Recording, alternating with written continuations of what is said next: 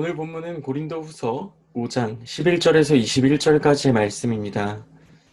오늘 본문은 두 가지로 조금 나누어서 얘기할 수 있을 것 같습니다. 먼저 첫 번째는 11절에서 15절까지 사도 바울의 자기 변호에 대한 이야기입니다. 그리고 이후의 나머지 내용들은 그리스도를 통한 하나님의 사역과 그 사역에 대한 우리의 관계로 그 내용을 이루고 있습니다.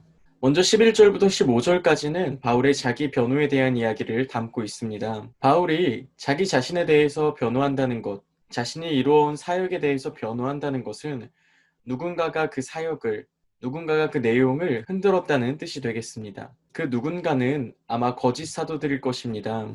우리 오늘 본문 12절에 보면은 자천이라는 단어가 나오는데 쉽게 풀어보면은 자기 추천이라고 생각하면은 이해가 편할 것 같습니다. 고대 사회에서는 자기 추천, 누군가의 추천서를 받는 것, 이런 뜻이 조금 거부감이 있었다고 합니다.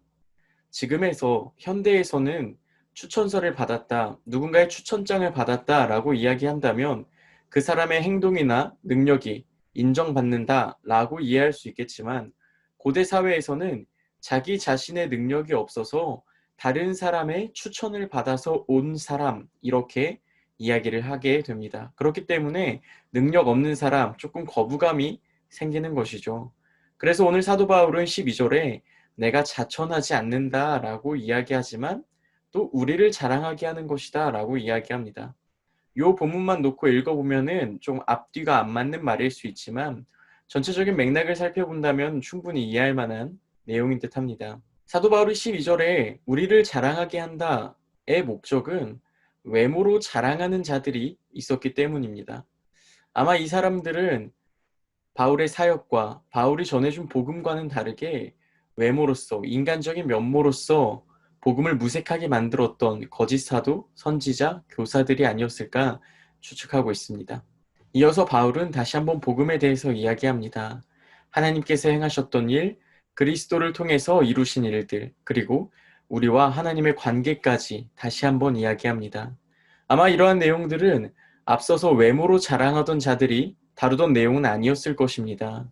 우리가 알고 있는 이 복음, 우리가 믿고 있는 이 복음은 단순히 듣거나 단순히 믿는 것으로는 끝나지 않습니다.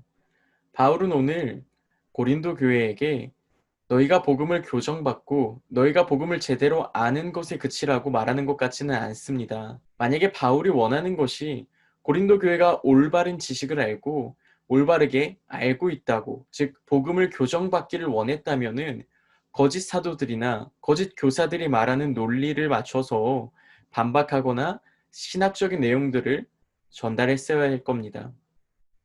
하지만 오늘 바울은 그러한 내용들보다는 복음이 어떻고 그 복음이 우리와 무슨 상관이 있는지에 대해서 더 자세히 설명하는 것 같습니다. 그리스도를 통해서, 메시아를 통해서 하나님께서 행하셨던 그 일, 그리고 그 일이 우리에게 어떤 영향을 미치는지, 하나님과 우리와의 관계를 뒤바꿔 버리고 우리를 옛 피조물에서 새로운 피조물로 바꾸어 버리고 죄인이었던 우리가 의롭다고 칭함을 받게 되고 하나님과 원수지간에서 하나님과 화목하게 되었다는 것 이야기까지 말하고 있습니다. 우리 오늘 말씀을 묵상하면서 딱 두 가지만 기억했으면 좋겠습니다. 먼저는 우리를 흔들 수 있는 것들, 우리의 믿음을 흔들거나 우리의 지식을 흔들거나 우리의 감정을 흔들 수 있는 것들이 항상 우리 곁에 있다는 것입니다. 두 번째로는 항상 흔들리는 우리가 붙잡아야 할 것이 바로 복음이라는 것입니다.